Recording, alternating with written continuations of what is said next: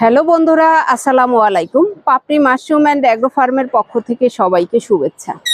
আশা করি সবাই ভালো আছেন। অনেক শ্রদ্ধেয় উদ্যোক্তারা হয়তো বা জানেন না অথবা গুরুত্ব দিচ্ছেন না। মাশরুম চাষ করে যখন আপনি নতুন মাশরুম চাষের জন্য স্পুন বসাবেন, তার আগেই আপনাকে পরিশোধন করে নিতে হয় যাতে জীবাণু না থাকে। এছাড়া আপনি যখন একটা লেয়ার শেষ করবেন, ফেলে দিবেন, আবার নতুন করে যখন লেয়ার বসাবেন তখনও কিন্তু আপনাকে পরিষ্কার করে নিতে হয়, কারণ জীবাণু কোথা থেকে আসে এবং কিভাবে আসে এটি কিন্তু আমরা চোখে দেখতে পাই না। তো আমাদের সতর্ক না থাকলে আমাদের মাশরুম চাষঘর যে কোনো সময় গ্রিন মোল্ডের অ্যাটাক হতে পারে বা বিভিন্ন ধরনের জীবাণুর, বিভিন্ন ধরনের মোল্ডের শিকার আমরা হতে পারি।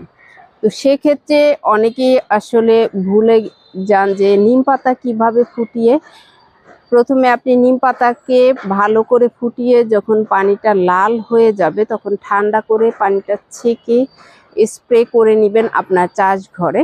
তবে আপনাকে খেয়াল রাখতে হবে আপনার চাষঘরে যদি স্পুন বসানো থাকে তার গায়ে যাতে কোনোভাবে না লেগে যায়। আপনাকে খুব সাবধানের সাথে ফ্লোরে আপনাকে স্প্রে করতে হবে, কারণ নিম পাতার স্প্রেটা যখন আপনার মাশরুমের গায়ে লেগে যাবে তখন কিন্তু তিতা বা অন্য সমস্যার সৃষ্টি হবে। আপনাকে সাবধান এই কারণেই হতে হবে, কারণ এটা খাবারের জিনিস। এটা কিন্তু অন্য সবজির মতো ধুয়ে তারপরে কিন্তু বিক্রি করা হয় না। একদম ভালোভাবেই ভোক্তার হাতে পৌঁছে যায় যাতে ভোক্তা নির্দ্বিধায় এটাকে খেতে পারে।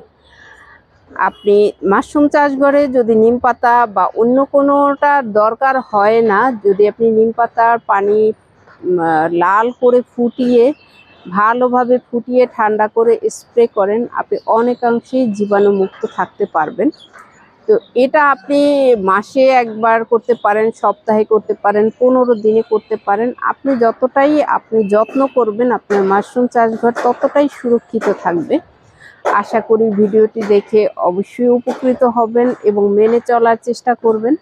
ভালো থাকুন, সুস্থ থাকুন এবং নিজ ঘরে ঘরে মাশরুম চাষ করে নিজের পুষ্টির চাহিদা মিটিয়ে তুলুন। ভালো থাকুন, আল্লাহ হাফেজ।